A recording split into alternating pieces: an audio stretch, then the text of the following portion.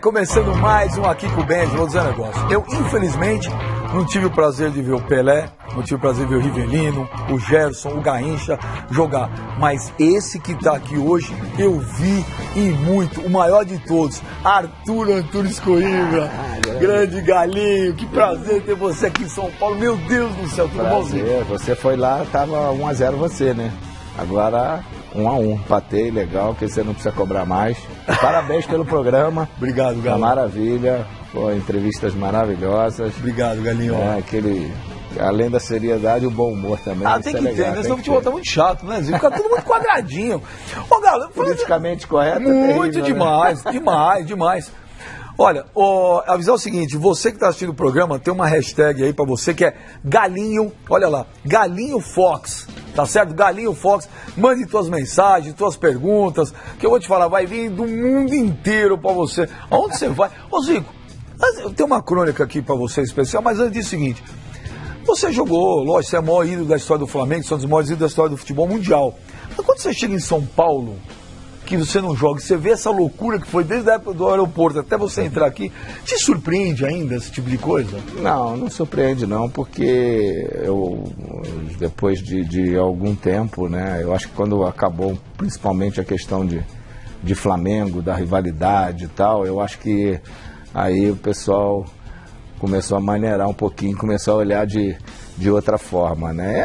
A gente sempre tem no início de carreira, você ser adversário de grandes massas, sempre pode acarretar alguns problemas. Depois que passa isso tudo, acalma, principalmente depois que eu fui para a Itália, né, mesmo voltando aqui pro Flamengo, aí as coisas mudaram. Então aí você começa o pessoal começa a ver não uma ou duas competições, né? Começa a ver a história, a carreira, então isso marca demais, né? Então eu sempre sou muito grato aqui a São Paulo por carinho e sem dúvida durante a minha carreira tive alguns problemas aqui com imprensa, com torcida, mas foram facilmente superadas, né? Eu em nenhum momento, questionava isso, sempre procurei entender, né? E aconteceu um fato aqui, coisa rara, que um jogador veio dentro do campo me alertar que eu não tinha visto. Essa história o Brasil jogando contra o Ajax, eu por seleção brasileira no Morumbi, e nós estávamos ganhando de 3-0 e eu fiz 2 gols. Né? Eu fiz o quarto e fiz o quinto. O placar continuou 3-0 no Morumbi. Aí o Zenon dentro do campo que estava jogando falou, eu não tinha visto, não tinha notado, né? Ele falou assim, não liga para isso não, você está maior acima dessas coisas todas. Então eu falei, o que é, Zé? Não entendi nada. Que ele estava falando aí no vestiário é que ele foi ver. E o placar ficou 3-0. Caramba, não sabia disso. Que bobagem, né? Que bobagem. Era aquela coisa de rivalidade mesmo que existia. Eu, por exemplo, um jogo da seleção, naquela época tinha negócio de motorrádio, prêmios. O melhor em campo. O melhor em campo, aquelas coisas todas. E São Paulo era o estado que mais dava prêmios. Né? E eu teve um jogo Brasil e Bulgária, eu saí com o melhor, então recebi prêmio e tal, não sei o que lá, e era o Brandão o treinador. Um mês depois, a seleção brasileira voltou a jogar e o Brandão tinha saído e entrou o Coutinho. Cara, os nomes dos jogadores cariocas entraram de vaia, sem mais nem menos. E era uma coisa que a gente procurava entender, né? Então eu jamais via para jornal dar resposta. Resposta é dentro do campo. Nossa, que bobagem. E isso existe em qualquer lugar. Pô, eu depois que vi a rivalidade do que é Fenerbahçe, Galatasaray, Olympiacos e o Panathinaikos, cara, isso tudo é café pequeno que acontece aqui no Brasil. Deus do céu, essa do placar eu não sabia. Ô Galo, então vamos começar aqui, tem uma crônica para você, torcedor do Flamengo, para você apaixonado por futebol, um pouquinho do grande Zico. Roda aí. É falta na entrada da área, adivinha quem vai bater? É o camisa 10 da Gávea. É o camisa 10 da Gávea. Camisa 10. Quem a veste é diferenciado, independentemente das cores. Se for um dos times de maior torcida do país, a responsabilidade aumenta. É preciso ter estrutura, equilíbrio e talento. Quem achava que aquele garoto franzino, pequeno, não aguentaria o tranco, enganou-se.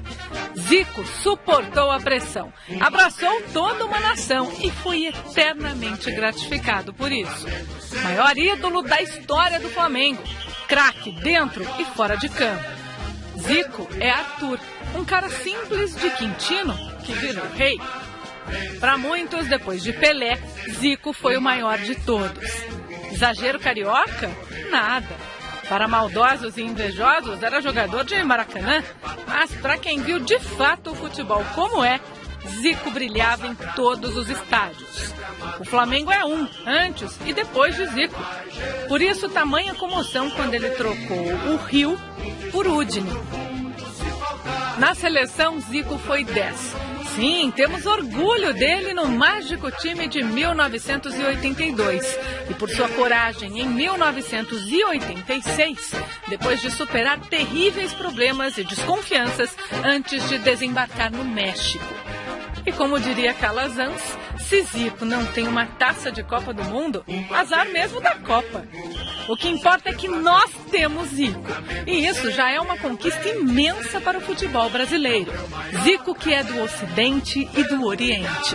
Plantou semente na terra do sol nascente. Mestre, craque, diferenciado em um país disciplinado. Prova de profissionalismo e de muita seriedade daquele que costumava brincar tanto com a bola que sempre o respeitou. O Brasil certamente tem orgulho de ter Zico como filho e fazer do menino Arthur um rei, independentemente do manto ser rubro-negro ou não. Um desgosto profundo se faltasse o Flamengo. Beleza, obrigado. Agora, você viu ali aquele negócio daquela camisa 9, né? Eu trouxe pra você aqui. Você tá brincando? Essa camisa pra mim? Essa camisa. Não acredito, galera. Como apareceu o número ali, eu ia. Mas a tua é 10, pô. Mas essa foi a camisa que eu usei pela primeira vez no time principal do Flamengo. Joguei durante 6 meses com a 9. E agora o pessoal da Brasiline que queria lançar a camisa, aí, pô, quando eu falei, olha, quer lançar, pode lançar. A camisa primeira que eu vesti vai ter uma coisa. O número não é o 10. Aí o cara, como não é o 10? Eu falei, porque quando o Soliste me lançou, eu joguei de centroavante e joguei durante os 6 meses do Campeonato Nacional na época com a camisa 9. E aí ele reproduziu e tá aqui, aí eu trouxe pra você. Eu vou ganhar um autografado. Eu ia botar a rubro-negro beija, mas não vou botar não. Pô, você faz o que você quiser, Galo. Pô, obrigado. Esse presente realmente vai para um lugar especial na minha casa. Deixa eu te falar, e quando é que você mudou pra camisa 10? Quem que te mudou? Cara, mas depois da 9, eu voltei pra como é que se diz? Pra arrumar uma posição no time, né? Então, eu procurei, joguei com a 7, joguei com a 11, joguei com a 8. Só no final de 73 é que eu comecei a jogar com a 10. E aí terminou o ano, quando veio 74, aí o Jobert, que assumiu, que era meu técnico da base, ele assumiu o profissional, aí me efetivou. Aí eu fiquei direto como titular. Um dia, quando você começou ali lá atrás, mesmo molecão com a 9, você imaginou um dia, porque no texto lá, muito bonito por sinal, o texto do Micheletti, ele fala, o Flamengo antes do Zico é um, o Flamengo depois do Zico é outro. Você virou uma unanimidade, você é o maior jogador da história. O que o Pelé tá pro Santos, você tá pro Flamengo. Né? E você tem esse carisma, essa humildade, em todos os lugares do Brasil que você vai, essa loucura. Quantos garotos não tem que chamam Arthur? Verdade. Né? Até o presidente do Flamengo outro dia contou pra mim que ele pediu que um neto dele chame Arthur, porque o filho ele não conseguiu, porque tem gêmeos, né? É verdade. Então, como é que é isso? Você um dia imaginou chegar nesse patamar, Zico? Não, a gente na família não pensava nem em ser jogador de futebol, né? Porque meu pai nunca foi favorável a que os filhos fossem jogadores. O Antunes conseguiu dobrar, depois o Edu ficou mais fácil e eu o caminho já a porteira já estava aberta, né? Então, só deu naquela época, você imagina, 50 anos atrás, o que era o futebol, o que é hoje, como você entra para o futebol. Eu estava lá para... O único objetivo era... Se divertir? Me divertir, jogar no Flamengo, que era o time de coração, mas nunca com o pensamento de ir para ser profissional de futebol. Quando meus irmãos começaram a jogar no profissional do América, lá, Antunes, no Fluminense, aí que, quando eu comecei no Flamengo, eu já comecei, né, a pensar, também quero ser igual a eles. Mas o futebol não tinha a repercussão que tinha hoje, era um esporte apaixonante, né, e a gente, Antigamente o pai queria que o filho estudasse. Hoje é o contrário, o pai quer que o filho jogue bola, não largue a escola, né? Não é larga a escola, Pode mas falar. É aquela coisa de, em primeiro lugar, vamos lá, vamos tentar resolver o problema da família. É uma pressão. Mas meu pai tinha que estudar, o Antunes só conseguiu dobrá-lo depois de 2 meses que ele já estava no Fluminense, e ele prometeu ao meu pai que ele ia continuar os estudos. Ele se formou, né, foi professor da Gama Filho, depois o Edu também se formou em Educação Física, meus irmãos se formaram, eu fui para a faculdade também, só não acabei por causa de ter sido transferido para a Itália, a minha irmã também professora, quer dizer, o velho, quando Deus chamou, ele foi feliz com a missão cumprida com os filhos todos, né, então isso foi muito bacana. Pô, mas que legal aí, eu vou te falar... Onde quer que seu pai esteja, realmente ele deve estar. Está aqui olhando a gente. Porque a história. Está de olho em você, né? Ele falou, leva uma camisa para ele não te cornetar lá muito. Pô, eu cornetar o Zico precisa muito. O que tem de gente para falar com você nesse programa aqui, eu vou te falar. A gente tinha que fazer umas 5 horas de programa. Então, tem o primeiro aí, tem um rapazinho que você conhece aí, que quer mandar um abraço para você. Roda aí.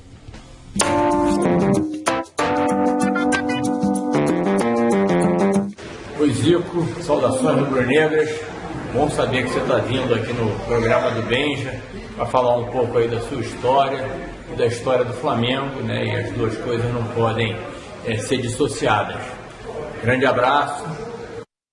Obrigado, presidente, e sucesso aí na administração, que passando aí por uns momentos turbulentos, mas eu acho que com sabedoria, inteligência e com calma vai superar isso tudo e continuar colocando o Flamengo aí no caminho. Não vamos discutir a grandeza do Flamengo em hipótese alguma, não é isso o caso.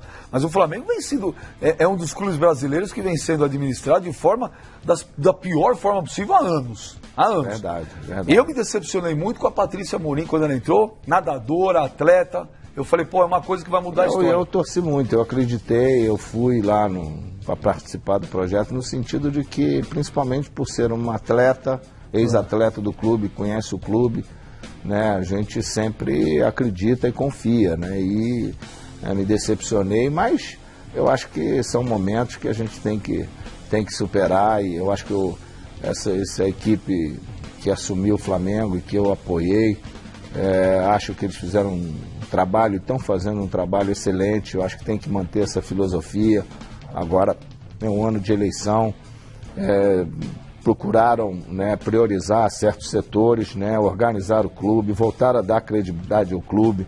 Você hoje, jogadores, quando você tem condições de você manter tudo em dia, e foi uma das coisas que reuniões antes que a gente tinha com esse grupo, eu falava sempre, a primeira coisa que você tem que fazer é manter, o mês tem que ter 30 dias, tem que ter o salário, isso aí sai de boca em boca, o jogador sabe que ali ele vai receber. Então hoje você não vê ninguém falar que está atrasado aqui, está atrasado ali, os jogadores acreditam, sabem que os esforços estão sendo feitos para que tudo esteja em dia. Então o Flamengo, né, deu uma guinada, e tomara que continue assim para poder começar a afrouxar um pouco o caixa para poder fazer investimentos em grandes jogadores, na base. Eu acho que a base ainda é fundamental para que revele jogadores, para que o Flamengo volte a ter grandes conquistas, né? Agora, uma coisa que me chamou a atenção, Zico, é lógico, você sabe muito mais, você está lá no dia a dia no Rio de Janeiro, da torcida do Flamengo. A torcida do Flamengo parece que entendeu, né? a missão dessa deu diretoria. o recado, ela participou. E ela tá entendendo, quer dizer, ela não está pressionando, ela está entendendo o momento. Eu acho que o mais importante o sócio-torcedor. Não só no sócio-torcedor, mas atividades extras de grupos de torcedores. Por exemplo, agora, desculpa, um grupo de torcedores fez uma campanha para contribuições para poder conseguir um placar eletrônico lá para a Gávea, que voltar a ter jogos das categorias de base, não pode ser pequeno não, mas mais a base. Tá. E eu estou participando dessa campanha também, então, sabe, com prestação de contas, outros grupos fizeram para ajudar na contratação. Então essa diretoria ganhou essa credibilidade e eu acho que o futebol é isso. Em diversos lugares do mundo a torcida participa, ou empresários rubro-negros participam. E eu dirigi times e equipes em diversos lugares do mundo que acontece isso. Agora você tem que dar satisfação daquilo que você está recebendo. E essa diretoria está dando. E essa diretoria está dando justamente isso. Então eu acho que aquelas verbas que estão entrando está sendo justamente para investir nas coisas. Estão fazendo acordos de dívidas anteriores. Então a gente tem que aplaudir. Não é esse negócio, não importa que eu transfiro a dívida, aumento isso e ganho título e tal, e vá para a Libertadores. Eu acho que o futebol não é por aí. Futebol é decência, é ética. E você fazer time com aquilo que você tem, mostrar a importância do clube, saber a camisa que você está vestindo. Hoje em dia ninguém é melhor do que ninguém ganha com nome, com tradição. Tem que chegar, trabalhar, treinar, correr, lutar dentro do campo para poder conquistar. Concordo plenamente. Ô Galinho, você não é um cara muito querido, mas foi uma dureza para arrumar uns depoimentos para você. O Zico eu não quero falar. O Zico não quero falar. Ó, vamos para a nação rubro-negra. Tem recado pro Galinho, roda aí.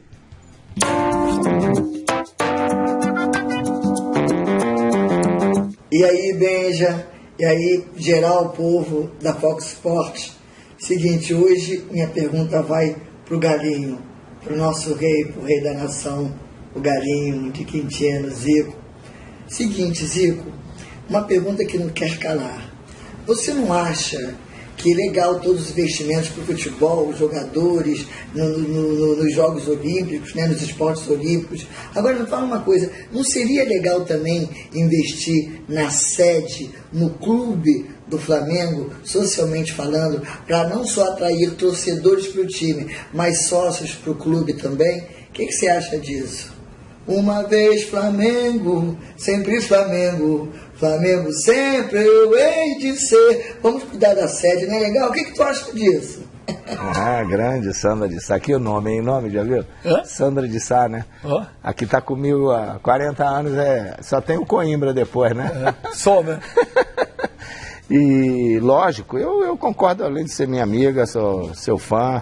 E eu concordo plenamente. Eu acho que o Flamengo não pode desassociar, né, o que o clube representa, os esportes olímpicos, né? E o Flamengo tem uma história, tem uma tradição. Eu acho que a sede tem que realmente ser movimentada. Eu acho que o Flamengo poderia usufruir mais disso, né? Hoje existe uma movimentação maior, mas o Flamengo tinha que ter um museu lá com uma sala caprichada de troféu. O Flamengo tinha que ter áreas de alimentação para o pessoal visita, podia tentar teatro, né? Ser uma coisa de rotatividade para que o sócio pudesse ter a felicidade de encontrar um clube legal. Eu sou do tempo de fazer treinamento dentro da própria piscina, na natação, na recuperação de contusão, onde o clube tinha uma quantidade de associados, quadra de tênis maravilhosa, ginásio maravilhoso. Então você tinha todas as modalidades, o clube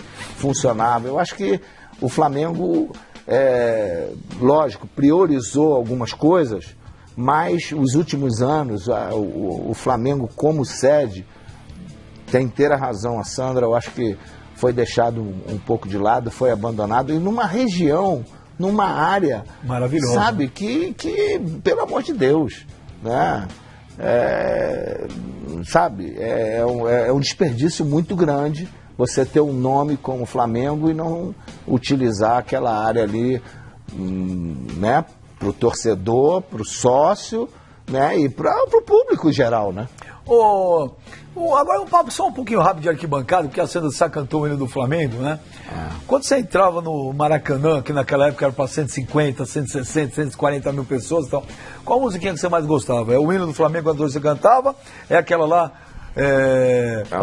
meu Mengão. Esse aí. E tem essa também que é bonita, que não é da tua época, mas de agora, né? Tu és time de tradição. Tem a poeira. Tem a poeira da Ivete, tem aquela Dali-Leô, que quando foi você tava subindo uma ali, parte do samba enredo, subindo a escada ali. Eu fui no Rio pra te ver, lembra que eu tava lá? Subindo a escada do Maracanã lotado. O Flamengo também tinha quando cantava o samba enredo, era terrível, né? Aí aquela massa vinha do samba da ilha. Qual também, do samba acho que era da Bumbum Bati com Bum. Tá? Bumbum bati com bumbum. Eu lembro que tem uma história engraçada do Cerezo, que o Cerezo falava que o Flamengo e Atlético foi jogar, aí, quando nós entramos, quando o Flamengo entrou, bumbum bati com bum, aí entrou o Atlético Mineiro, se der canja, é canja de galinha. Aí ele falou, já tá 2-0 o Flamengo. Não era fácil, né? Jogar contra o Flamengo ali naquele Maracanã lotado. Mas tinha uma música como é que é? Da Ilha do Governador, que era fantástica também, que a torcida. Né? Domingo. Eu vou lá. Essa? Não. Depois eu vou lembrar o refrão, depois você eu te digo e tal. Ô, Galo, mas daquela do... Os rubro-negros do estúdio estão tudo cantando. Eu gosto de você. Essa daí é que inflamava mais a gente. Quero cantar ao mundo inteiro a alegria de Cante ser... comigo, Mengão. Aí o bicho pegava. Acima de tudo, rubro-negro. O Maraca tremia, treme. Verdade. Ô, Galo, vê se esse cara aí você gosta desse cara. Esse cara é um cara tranquilo, um cara, né, sossegadão, que quer mandar um recado pra você. Roda aí.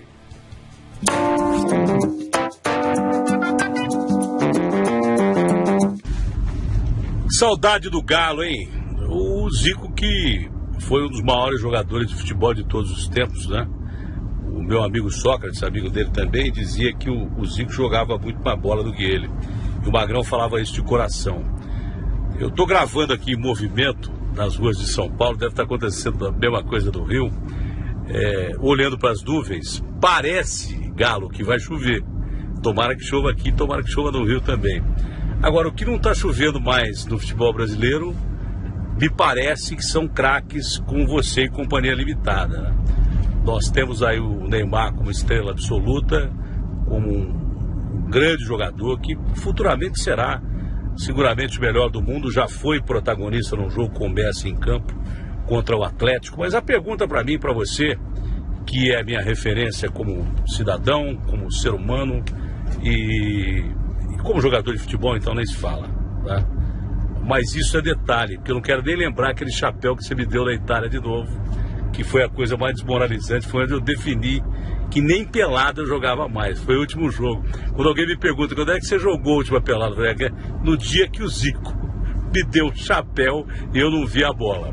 Mas, Galo, a pergunta é exatamente essa. O que a gente tem que fazer para descobrir novos talentos, mas assim, em quantidade, né? Sei que está difícil para o mundo inteiro, mas uma linha de produção que tenha desde o jogador médio que tem que ser utilizado no time, até figuras geniais, que esses são mais difíceis, como você. No mais, um beijo grande, e você sabe que eu te amo, Galinho, em todos os sentidos.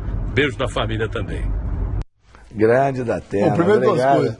Você deu um chapéu nem que eu não vi acordar. Mas ele falou chapéu. Mais bonito é quando ele fala boné. Porque foi a primeira vez que eu ouvi ele falar, um cara falar isso, né?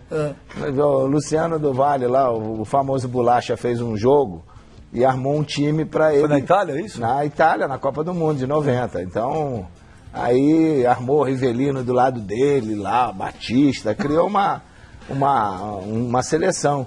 E tava eu e Mário Sérgio só. Aí botou o Datena de zagueiro lá, o zagueiro. Pô, meu ponto esquerdo era Silvio Luiz, cara. Aí veio uma bola, rolado, da Atena saiu que nem uma fera na zaga, aí eu dei um toquinho e saí fora. Aí a bola foi devagarinho. Ele falou, eu nunca levei um boné na vida. Eu falei, que boné, que história de boné é isso? Não, primeira vez que eu usei. Ele falou, chapéu, aí perdeu um pouco a graça. Da Atena é uma figura. Da Atena é fora de série. E em relação a esse negócio dos craques? Eu acho que o seguinte, primeira coisa, hoje quando você vai selecionar um garoto nas categorias de base, você primeiro olha o biotipo dele, o tamanho físico e se ele se adapta ao esquema tático. Quer dizer, você não pega um garoto, olha lá, pô, ele está aprovado porque ele é habilidoso, ele é técnico, ele dribla daqui, dribla dali. Ele é o cara que, sabe, pô, eu tenho que me adaptar aqui. Então os esquemas hoje já começam no infantil, cara. Você sofreria hoje? Eu acho que sofreria. Não sei se teria tantas oportunidades, se iam querer perder tempo em tentar fazer um trabalho para poder saber se eu ia poder desenvolver mais e tal. O problema é que mesmo eu, pequenininho, com esse físico todo, quando jogava, eu fazia gols. E era artilheiro, não importa, porque eu sempre acostumei, desde de pequeno, nas peladas, a jogar contra nego grande. Então isso aí não era nenhum fantasma. Então eles, sabe, se eu talvez não fosse ser escalado. É bem provável que isso não iria acontecer. Mas eu acho isso, eu não vejo hoje seleção de moleques nas categorias pela molecagem. Hoje os garotos estão vindo todos do futsal. Você vê os últimos jogadores que a gente teve, a maioria veio do futsal. Robinho, Ronaldo, Neymar, tudo daí, veio daí. Então hoje o moleque com 10 anos, 11 anos, tá jogando tudo no futsal, vem tudo daí. Então acabou um pouco aquela coisa daquelas peneiras, daqueles lugares que tinham campos de pelada que nego joga. Ninguém joga mais pelada, cara. E hoje os moleques de 16, 18 anos, Galinho, é tudo os troglodita, pô. Então, mas é o que eu tô dizendo, eles escolhem o físico. Acima de tudo é o físico, é o biotipo. Então, eu acho que isso é que está atrapalhando a questão de você chegar e não olhar primeiro, acima de tudo, o talento. O moleque que é habilidoso e tal, o moleque que você vê que tem uma visão que é um pouquinho diferenciada e você perder tempo para investir nele. Ô Galo, na tua opinião, o 7-1 contra a Alemanha foi um acaso? A Alemanha realmente hoje é muito superior ao Brasil?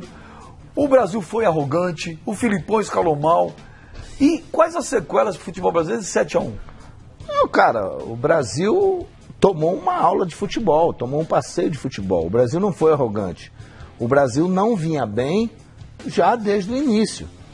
Só que, por exemplo, contra o Chile e contra o México, o Brasil foi dominado, mas essas duas seleções não tinham jogadores da qualidade da Alemanha. Quando jogou contra a Alemanha usufruiu de um melhor entrosamento, de uma melhor qualidade e deu um passeio no Brasil. Então não houve apagão, não houve coisa nada. Foi bola, foi técnica, foi qualidade. A Alemanha está na frente e aproveitou a insegurança do time. Ô Galinho, tem um cara querendo falar com você aí. Esse cara jogou bola, hein? E jogou com você num time aí que não sei se deu muito certo. Você vai falar aí.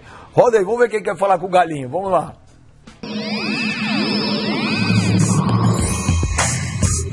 Em 1980, no estádio ali da Gávea, termina o treinamento do Flamengo.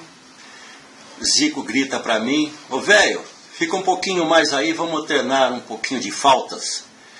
E aí eu olho pro céu e digo assim: ô Galo, tá ficando escuro aí, não vai dar pra treinar. Ele falou: vai sim, pode ficar aí. Ainda dá. Eu fui pro gol, cobrou algumas faltas, escureceu e eu falei para ele assim: olha, acabou, não dá mais, não estou vendo mais nada. E aí ele me diz: daqui a pouco você vai ver de novo. Os refletores aí atrás do hipódromo da Gávea, hoje é quinta-feira, vão acender e vai clarear aqui e vai ficar tudo resolvido. Não deu 30 segundos, o hipódromo acendeu os refletores e ele me disse, tá vendo? Vamos ficar mais meia hora. É isso aí, era o Zico, galinho de Quintino, cobrador de faltas. Um abraço, amigos. Aconteceu isso mesmo? Aconteceu, meu companheiro de quarto. Uma vez eu tava com conjuntivite, falei, ó, tu sai daqui que tu é goleiro, tu não pode ter. Ô Galo, mas é isso. É por isso que falta o cobrador de falta no Brasil. Ninguém mais fica treinando? Eu ficava lá e normalmente eu não treinava com ele não, né? Eu falava, velho, você não dá nem pra se jogar mais. Se você for pra lá, fica só parado. Só pra ter referência. Mas não vai na bola, não. Aí ele... normalmente eu treinava com o quarto goleiro e tal, mas às vezes, véspera de jogo, os caras saíam mais cedo, não iam pra concentração e tal. Aí eu pedia... Aí eu ficava pra ele, aí começava a escurecer. Eu falei, calma, a luz do jockey vai acender. Aí ele, pô, eu quero ir embora. Eu falei, mas na terça-feira, na hora de passinar o bicho, você vai ficar todo feliz, né?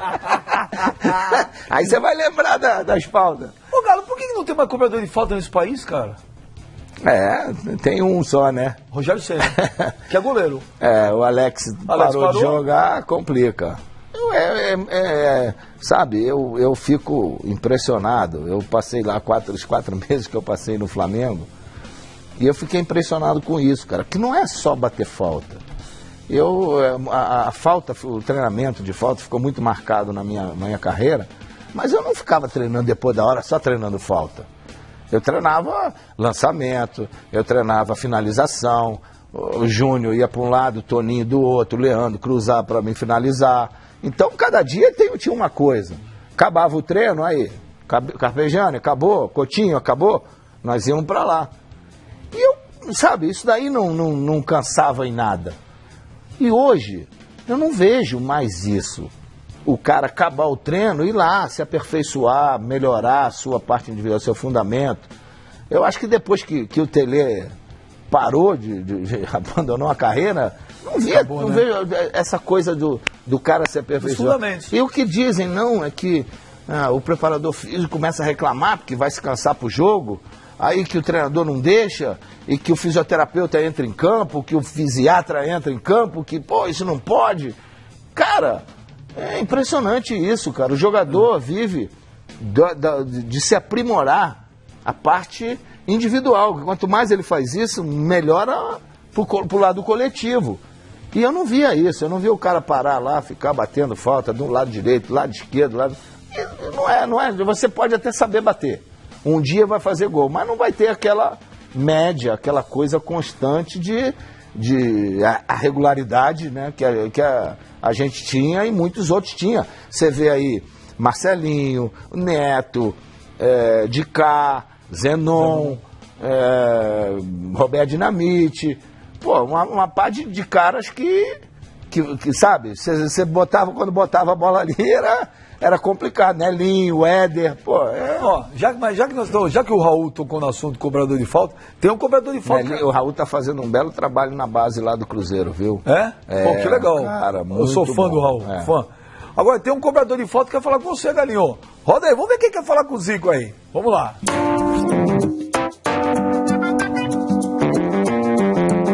Olá, Benja, Zico, prazer estar participando de um programa especial a você, mais do que merecedor disso.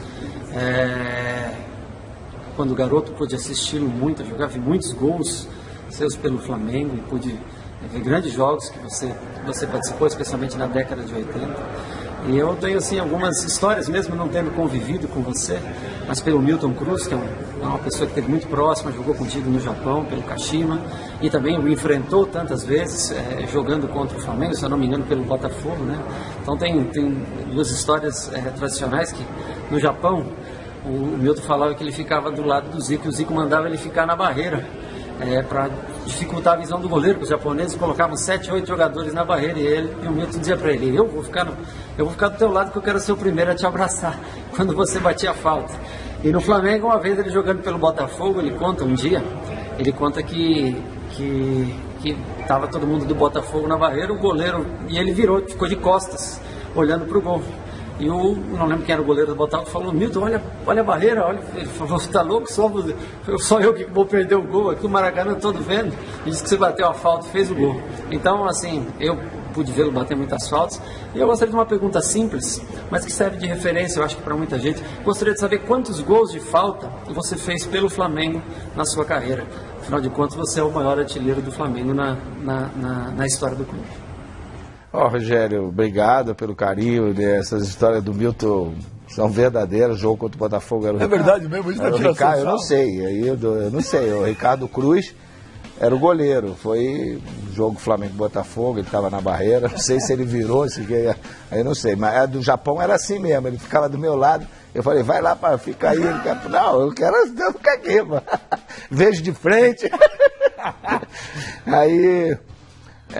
e parabéns pela tua carreira, belíssima carreira, demais mesmo. Eu acho que isso é um grande exemplo de amor a um clube que você está dando, tem dado por aí, que Deus te permita continuar. E todo mundo fala aí que você vai parar, não vai parar. Cara, quando tua cabeça não sentir mais que dá para fazer as coisas com alegria, com felicidade no seu dia a dia, aí sim é a hora de parar. Isso aconteceu comigo. Quando eu perdi a alegria de treinar, você falou chega. Ela falou chega. Então eu acho que é por aí mesmo e tal. E a pergunta dele... Quantos gols de falta você fez? Eu não sei. Eu não tenho a menor ideia de quantos gols eu fiz de falta pelo Flamengo. Sei que foram muitos, ainda mais seleção lá no Japão, Itália. Não tenho menor noção quantos gols de falta eu fiz. Mas com certeza o Rogério fez mais do que eu. Não. Fez sim, pelo São Paulo.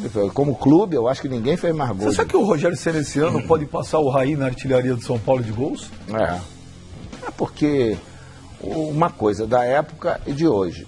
Hoje existem muito mais faltas do que na nossa época, ali na entrada da área. Hoje você tem, por outro lado, as barreiras estão muito mais perto. Depois que inventaram o spray, não. Aí o pessoal ficou na medida certa, mas hoje o número de faltas que existe, por isso é que eu não entendo, porque os treinadores não aproveitam aquela coisa de você olhar. Eu, por exemplo, quando eu vejo um cara do meu time que tem uma facilidade para bater na bola, a primeira coisa que eu faço é trazer ele para bater falta, porque o cara que bate bem na bola, treinando, agora tem que ter repetição. É aquela coisa, você vai lá, 30 desse lado, 30 no meio, 30 do outro lado. Isso aí você me lembra o Oscar do basquete que veio aqui, que ele falou que ficava depois do treino. Tem jeito. Ele falou nada era por acaso. Nada era por acaso, exatamente. Você treinou na Turquia, você jogou na Itália, você jogou no Japão, jogou no Flamengo. Então, para falar do Zico, a gente tem que correr o mundo inteiro, né? A gente tem que se mexer aqui, se desdobrar. Tem história para contar, né? Então, agora vamos para um lugar longinho aí no mundo aí. Vamos ver quem quer falar com o Galinho. Roda aí.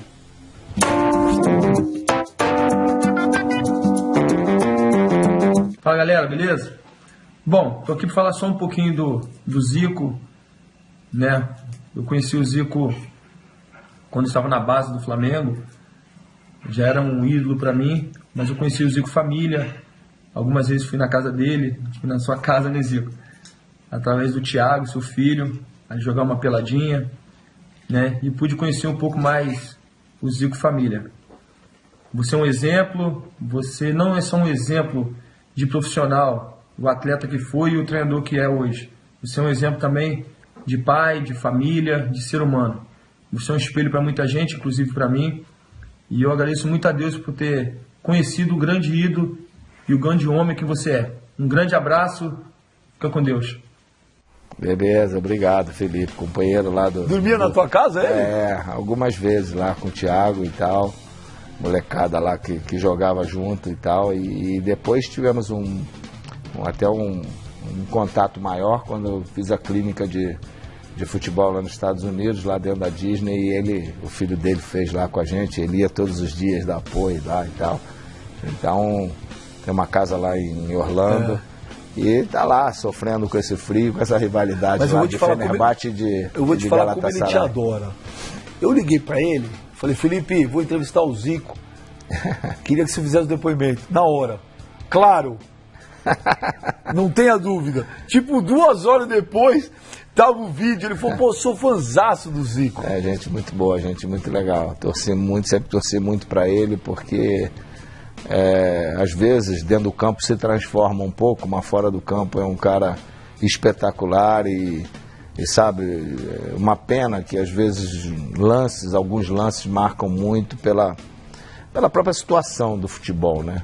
Então, um cara que fez uma temporada maravilhosa lá na Juventus da Itália, de repente veio para a seleção, aí a Copa do Mundo, um erro, acabou marcando muito a carreira dele, e lógico que ele é um jogador que tem brios, tem uma luta incessante, é um cara que quer ganhar, tem esse espírito. É normal que às vezes se exceda um pouquinho, mas isso é tudo questão também de comando, de orientação, para que o cara possa realmente mostrar o seu valor, né? Eu acho que ele poderia jogar muito mais na parte técnica do que aparecer mais naquela parte física, negócio de combate e tal.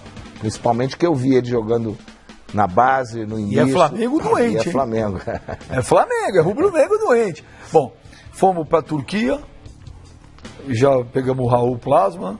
Não vai ter uma história do Japão, né? Ou não?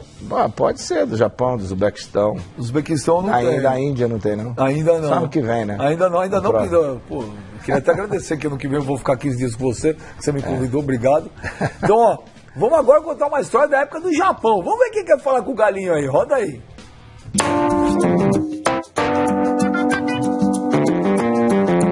E aí, Galo, tudo bem? E aí, galera, tranquilo? Pois é, Zico, eles toda vez pedem para mim falar de você, para dar um depoimento. Eu falo sempre para eles que a coisa mais fácil que tem é falar de você, porque a sua carreira profissional e depois sempre foi uma conduta exemplar. Aí pediram para eu contar uma história, daí eu tenho aquela do jogo Kashima e Marinos, foi no campo do Kashima, a gente estava perdendo de 2-0 e o Ramon Dias, o argentino, estava sacaneando a gente, que o nosso time era ruim. Aí você lembra que você falou, vamos virar esse jogo? Aí conseguimos um empate, 2-2, até eu fiz os 2 primeiros gols no empate. E aos 43 de segundo tempo, a bola sobrou para você dentro da área, você deu, acho que foi de bico, de peito, de pé. Acabamos virando o jogo e ganhando. Aí o Ramon Dias antes, quando estava 2-0, ficava sacaneando que você estava velho, que não tinha mais condições de jogar. Aí quando você fez o gol, chegou perto dele e falou assim, ei Ramon, los viejos também hacen gol. Então isso foi um exemplo para ele, para não ficar cutucando e nem criticando, principalmente a você, que tinha uma longa história. E como você sempre passou pra gente, que enquanto o juiz não apita o final do jogo, você não deve desistir. Abraço, meu querido, boa sorte aí, tamo junto. Ramon Dias se tirou do sério? Me tirou, não tirou do sério, senão não faria o gol, né? O futebol idas e vindas, né? Você ouvia muita coisa de campo? Ouvia, e essa foi assim, sem mais nem menos, não esperava, porque o Ramon Dias tá numa fase maravilhosa. Eu ainda falei pro meu zagueiro, quando o Ramon Dias, ele é que só usa canhota, quando ele levar a bola pro lado direito, não dá o bote, deixa ele ir até o final, que se der o bote ele vai driblar pra esquerda. 5 minutos de jogo, ele fez isso, meu japonês foi, ele driblou e meteu de esquerda. Caixa, 20 minutos de jogo, 2-0. Aí ele passou assim no meio campo, a gente ia dar saída, aí ele, Zico, você está viejo, hein? Tá velhinho. Aí tudo bem, né, pô, é chato, né, de sem mais nem menos. Mas faltou respeito, o Zico, aí, né? Pô, o Alcindo fez um gol de córner, gol olímpico no final do primeiro tempo. Veio o segundo tempo, 2-2, outro gol do Alcindo. No finalzinho, pereca daqui, bola dali, sobrou, dei-lhe um bicuda de esquerda. De bico? De bico, ela entrou, ganha, ficou 3-2, aí eu passei e falei, os velhos também fazem gol, né? E ele ficou com cara de... Qualquer tinha cara de bunda, né, danado, vai fazer o quê? Aí, o cara, já que... Não tem que ter hora que... Se você provoca, faz alguma coisa, mas não. Mas sem mais nem menos, o cara, sabe... Cara de eu acho que ele devia estar querendo ir afora da Copa do Mundo de 82, que eles tomaram 3 lá e tal, então vai ver que ele devia estar revoltado com isso. Até Ramon Dias. Bah, deixa ele começou a rir. Eu ia falar um negócio, mas não vou. Deixa pra lá. Nós vamos pro break, é rapidinho, na volta tem mais Arthur Antunes Coimbra, esse mito, o Zico. A gente já volta.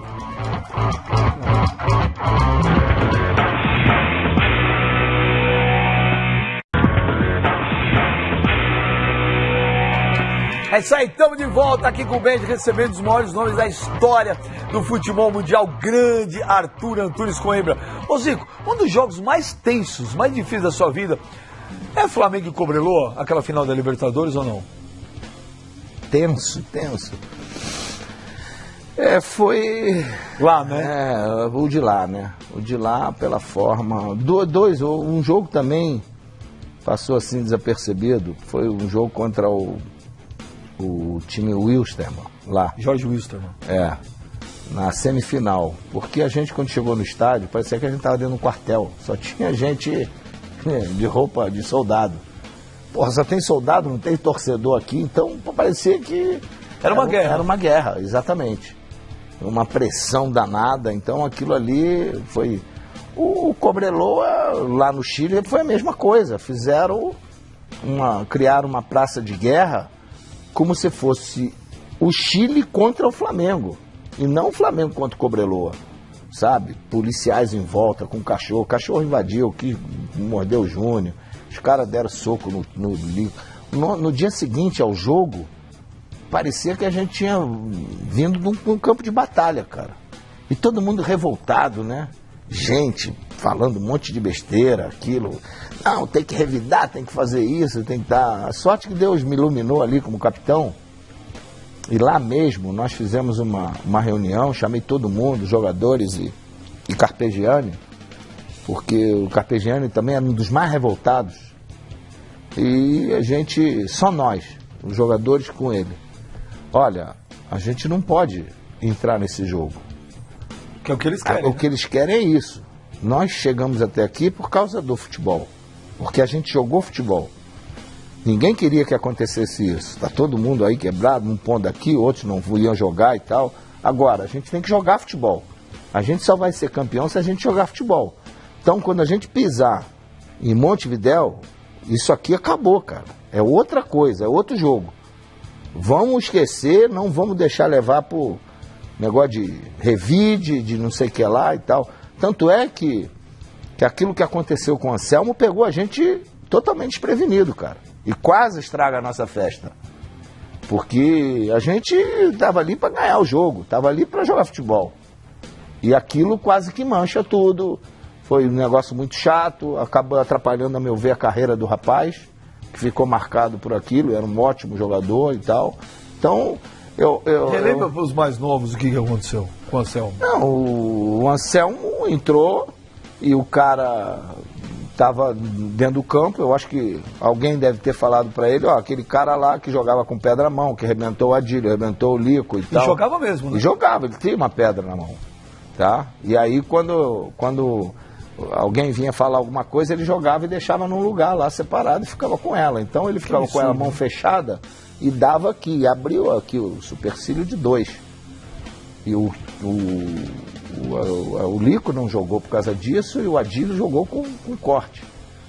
Então, falaram pro Anselmo, olha, e não precisa nem falar, cara, sabe, de dizer que alguém mandou bater e tal, porque aquilo ali era uma coisa simples, o cara vai te dar uma, tu revidar, acabou, a fim de par, por quê? O cara cuspiu na minha cara, acabou. Isso acontecia, eles faziam isso mesmo, tá? E aí foi o que aconteceu.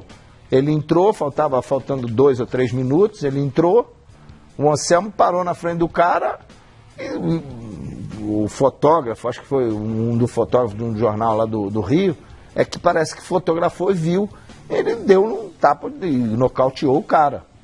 E aí todo mundo viu aquela confusão, e o Anselmo correndo, e ninguém sabia por que ele tinha corrido, estava correndo, e foi uma confusão danada, brigar, ainda bem que se ajeitou tudo, mas foi, a meu ver, desnecessário. Aquilo Para nós, a maior vitória foi dar um chocolate neles, meter 2-0 e ser campeão, pô. O que você acha que mudou? Mudou muito a Libertadores daquela época para agora? Tá mais fácil hoje de jogar? Não é que esteja mais fácil, os campos são melhores, você tem muito mais segurança, você tem muito mais visibilidade. A televisão ajuda. Televisão ajuda, pô, tem de tudo que é lado, ninguém pode fazer muita besteira. Pô, nós naquele ano, nosso ônibus foi depedrado no Paraguai, antes do jogo, né? Era um problemaço. Era uma guerra, sabe? Você não tinha apoio de nada, não tinha apoio de sempre. Quem ia com a gente era o presidente, o Otávio Pinto Guimarães, que às vezes ele ia e representava a Federação do Rio. Mas o CBF, não lembro de alguém que representava lá e tal. Então o bicho pegava. Essa coisa que eu te falei, da gente chegar num estádio e parece que está dentro do quartel, a outra está lá, aquela coisa lá do Chile e tal, esse juiz metendo a mão, a gente sabia que era descarado, né? O Dom Raton Barreto, a gente não ia ganhar, mas pelo menos não vamos perder, e tomamos um gol e acabamos tendo que jogar o terceiro jogo. Então era complicado, cara, todo mundo falando a língua espanhola ali e tal, né? O castelhano, só a gente falando português. Então isso tudo era complicado na Libertadores, né? Vamos sair um pouco desse clima tenso? Porque assim, tem muita gente querendo falar com o Zico. Mas essa galera que vai falar com você aí, não sei qual vai ser a tua reação. Agora, posso colocar, mandar pro ar? Pode. Porque você não pipocou quanto cobrelou, você não vai pipocar aqui, né? Claro que não, lógico. Então vamos ver o que ele quer falar com o nosso querido Zico. Roda aí. Vô, eu vou ser o número 10 do Flamengo. Quando você viaja, eu fico com saudade.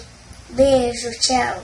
Vovô, como é que eu vou jogar bola e vou comprar um avião? Beijo, tchau. Te amo.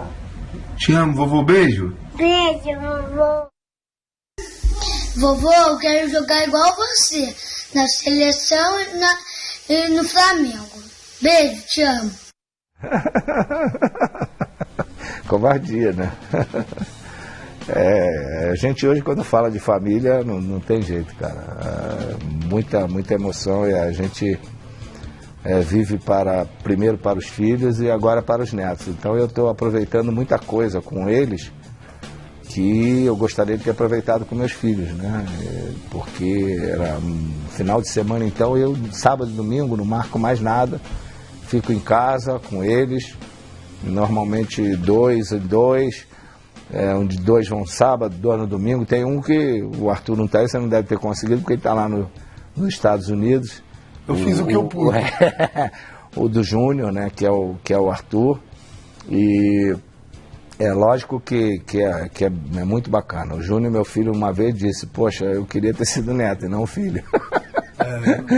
É diferente, é uma coisa fantástica, uma coisa maravilhosa, sabe? É um sentimento totalmente diferente. E para mim, eu não vejo essa coisa de que muita gente fala, o filho você educa, o pai, o neto você deseduca. Não é por aí, não. Isso é uma avózão, né? Eu sou uma avózão, eu fico com eles o tempo todo. Hoje, a minha preparação, às vezes, de treinamento é mais para poder ficar mais tempo com eles, brincando, que não é mole, é o dia inteiro, sabe? É campo, às vezes piscina, e é brincadeira, é pula-pula, é isso, e toda hora eles arrumam e vai num lugar pegar. O mais velho adora coisa de futebol, quer camisa, onde que eu vou, eu pego camisa de futebol para ele. A gente vê que eles são muito apegados a você, e eles falam que vão jogar bola, você é do Flamengo. Você incentivaria? Eu incentivaria, claro. Meus filhos não. Mas eles, eu acho que é outra geração, eu acho que a cobrança já não vai ser tanta como é dos filhos. Ô Galo, qual que é a tua maior alegria no futebol? A maior alegria foi jogar no Flamengo. Foi usar a camisa 10 do Flamengo. Porque era aquela coisa de paixão de casa, de clube, de ensinamento do papai.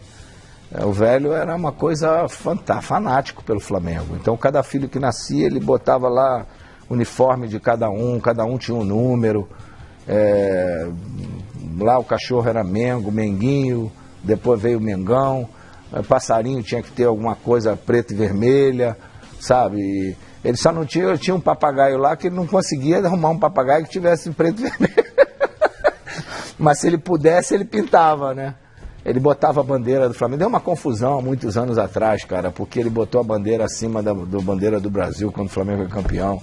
Aí apareceu um professor de moral e cívica, foi lá, parou na pó de casa, quis chamar a atenção dele, e aí ele apelou e a gente para convencer ele, aí, pô, não foi mole.